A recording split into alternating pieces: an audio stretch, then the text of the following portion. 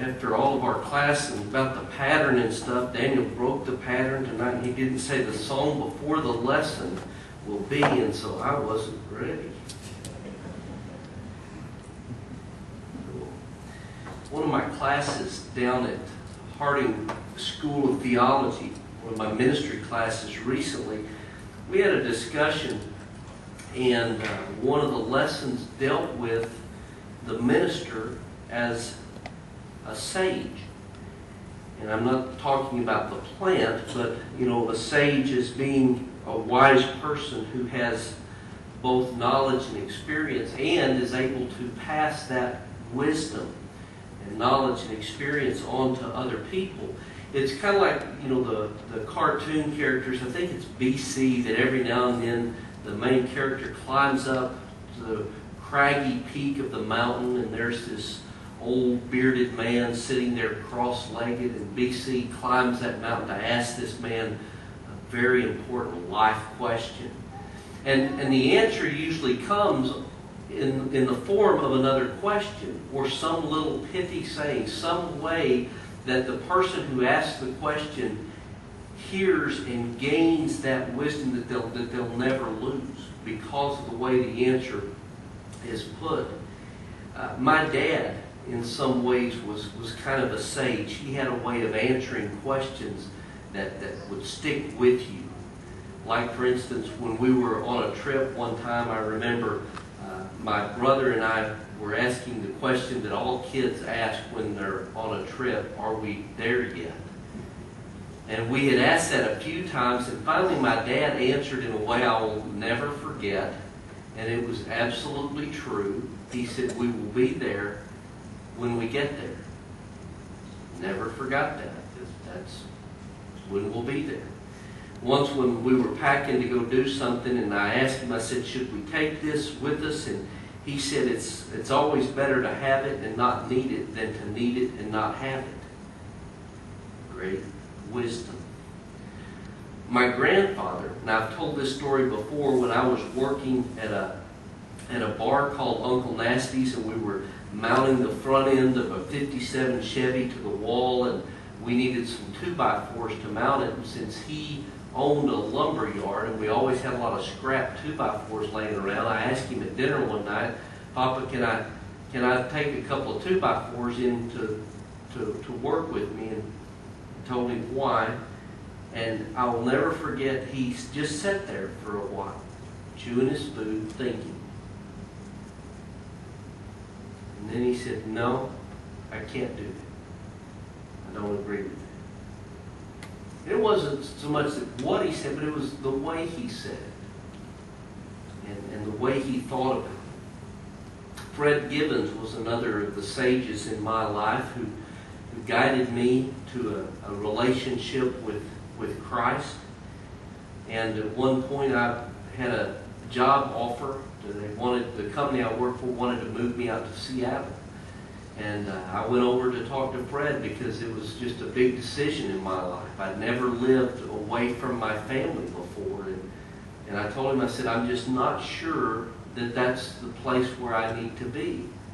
And I'll never forget his answer. He said, wherever you go, Lance, as long as you are with God, you will always be in the right place. Just great things, great pieces of wisdom that people have given to me.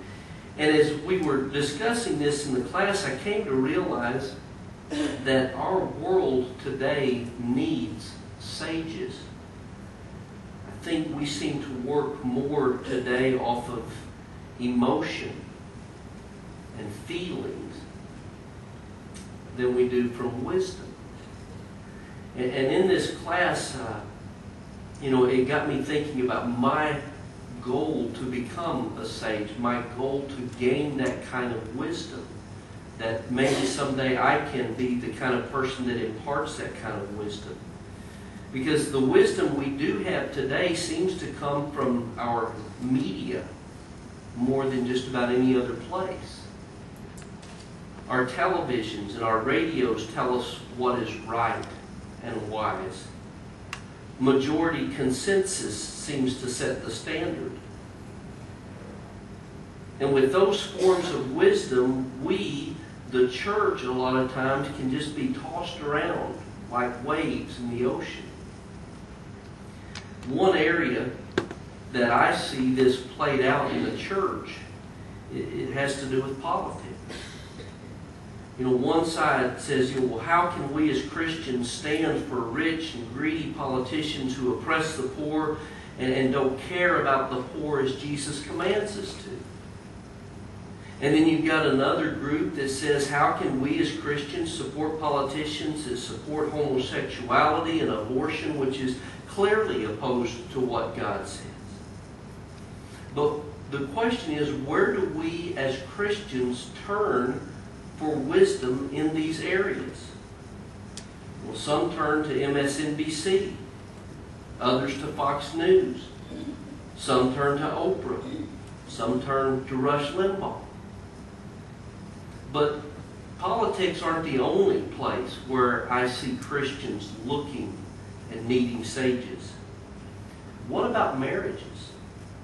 The fact that the divorce rate is as high in the church as it is outside the church tells me that we in the church need marriage sages. People that young couples can go to get wisdom and expertise. What about drugs and alcohol? They're just as much a problem in the church today almost as they are outside the church. Where can people come in the church to find out, how do I overcome these evils in my life? What about sexual immorality? We've all heard of the great preachers, televangelists who have fallen prey to this. When I was at school a couple of weeks ago, one of my professors got up in chapel and confessed that he had been guilty of adultery and resigned his position. And that brought out a lot of other confessions from other classmates whose parents had been ministers who had gotten caught up in sexual immorality. Where does the church go for wisdom and guidance in these areas? What about finances? Is it sinful to be rich? Is it sinful to be poor and play loose with your money and not be responsible? But where do we go? Where are our sages that we turn to? And what about the poor and the oppressed and the lonely? How do we deal with them? How do we help the poor without hurting the poor? How do we lift the oppressed without oppressing someone else? How do we help the lonely? And where are our sages? Where are our people that we can go to and say, how do we deal with it? How do I handle these issues in my own life? Who do we turn to for guidance in these areas? Who does the world turn to in these areas? See, we desperately need godly sages. And all of us really should be striving to become the godly sage in the little part of the world that we live in. That needs to be what we seek, what we desire. That needs to be one of our goals in life. And the reason I say this is because you and I are disciples of the sage. We follow in his footsteps. We are called to walk where he walked, to be him in this world. And so it's our task, church, to become wise and to be able to impart that wisdom in the world that we live in. So where do we start? I would like to ask you to turn with me to the book of Proverbs. And we are going to begin on Sunday nights when I'm preaching. I don't know if Daniel is going to follow along in this or not, but I would like us to spend some time in the book of Proverbs. Because I think the book of Proverbs answers a lot of these questions, gives us the wisdom so that we can become the sages that our world and our church needs. And in fact, in Proverbs, the first 7 verses helps us to understand what this book is about, and I think confirms what I've been saying. The Proverbs of Solomon, son of David, the king of Israel. And here is what this book is for. It's for attaining wisdom and discipline. Now, wisdom, we've all heard, wisdom is knowledge and experience. And I think those two are so interconnected that it's hard to really separate them out completely, because we get the knowledge by sitting at the feet of those who already have the experience. And so that's kind of tied together. The book of Proverbs helps us to attain that wisdom and discipline. We have to learn from others. And I think that's why the book of Proverbs is written, so that we can learn from the mistakes of others. And therefore we don't have to reinvent the wheel.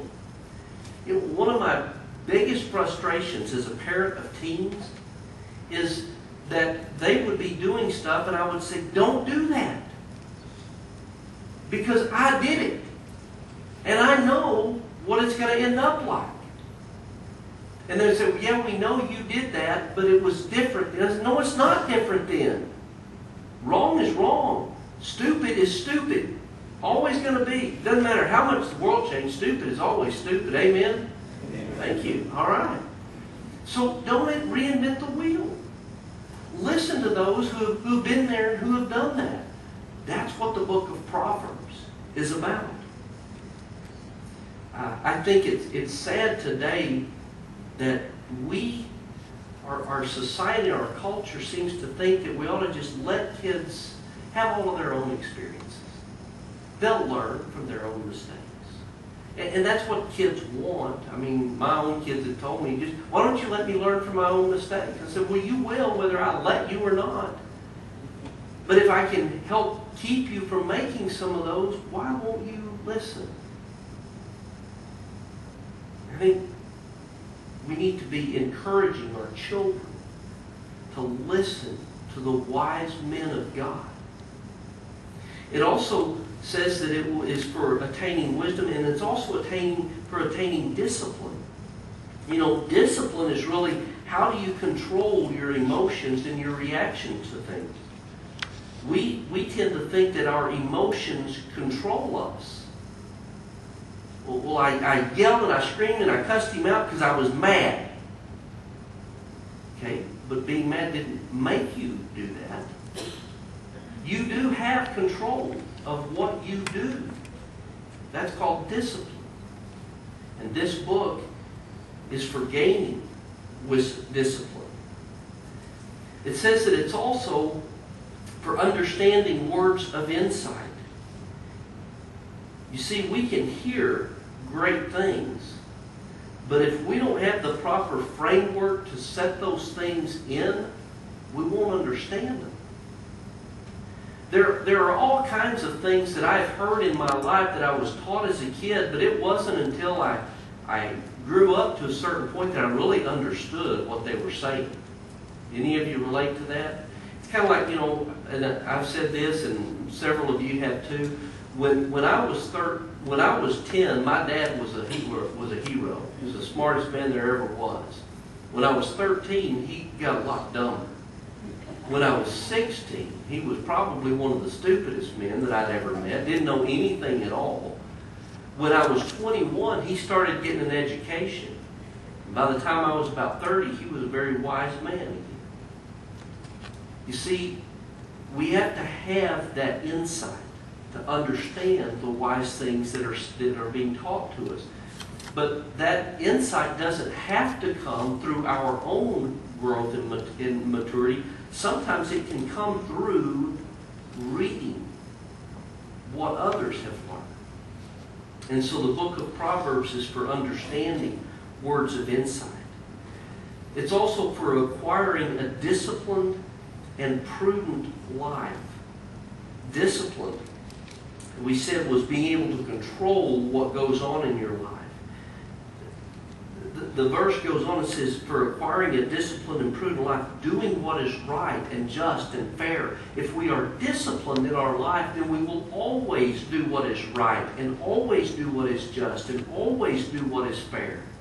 We won't just give in to the emotion that we have or the greed we have or the lust we have, but instead we will have some prudence. We will be cautious. We will see things for what they really are.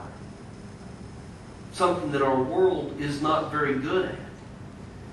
I have not followed this because I am just sick to death of the way that our media covers most of the stuff that goes on, but I know that there's a trial taking place in Florida, the man that shot Trayvon Martin. And a lot of people have already made their judgments on that. But my question is, do any of you really, truly know all the facts?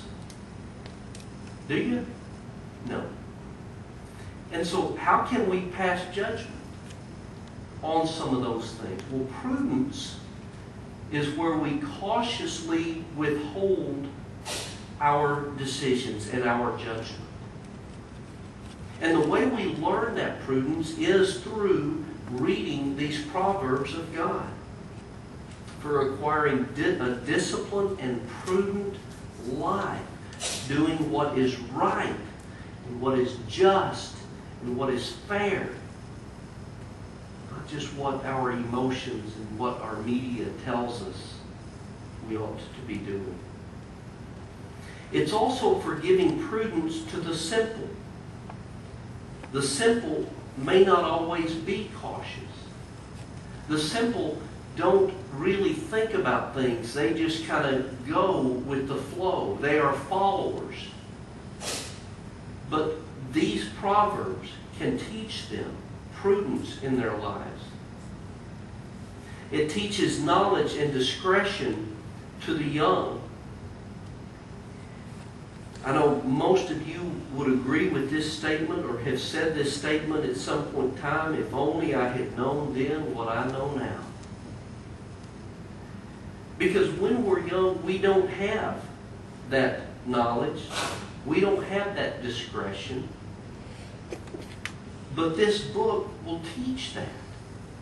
And I think it's very important that we begin teaching these things to our young, to our young people. We sometimes think that young people aren't quite smart enough to get all of this. But I think you're smart enough to get this. I mean, you ran the foot pedals when you drove your brothers in tonight. That's pretty smart. And I think sometimes we put off teaching the important things to our kids until it's too late. The Proverbs were things that would be memorized by the young boys especially at a very, very young age, because it imparted that kind of wisdom to the young. But those of us who are older aren't off the hook either, because then it goes on and it says, let the wise listen and add to their learning. See, I don't think we ever get to a point where we've got it all figured out. I don't think that we ever reach a point where we know exactly what to do in every single situation. I remember as a kid, I looked at my grandparents, and especially my grandfathers, and I could not wait to have the wisdom that they did, because I knew that once I got that wisdom and once I understood how life worked, it would all just go so cool, so smooth. No bumps in the road ever again. Boy, was I mistaken. Because no matter how old we are, we're still challenged with decisions. We're still challenged with, what should I do? How should I behave? How should I act? How should I direct others? How should I give advice? The book of Proverbs will help us, even the wise, add to their learning. and let the discerning get guidance. See, it's not just about knowing stuff for ourselves, but it's also about how we pass that on to those who are seeking it, those who are discerning, those who are trying to decide right from wrong. How do we impart wisdom to them? Where do those who want to know, where do they get their guidance? And as people of God, I think this is the place where we will seek it. The book of Proverbs is also for understanding proverbs and parables and the sayings and riddles of the wise. You know, Jesus was the master of parables and proverbs and riddles, wasn't he? I mean, it is easier for a camel to fit through the eye of a needle than for a rich man to enter heaven. And there are about 4,000 different interpretations of that. Jesus had this great way of answering questions with questions. And the way we the way we learn to understand those proverbs and wise sayings and riddles is by coming to understand this book of Proverbs. Because I can tell you, not just because he was the Son of God, but because he was a young Jewish boy, Jesus knew this book.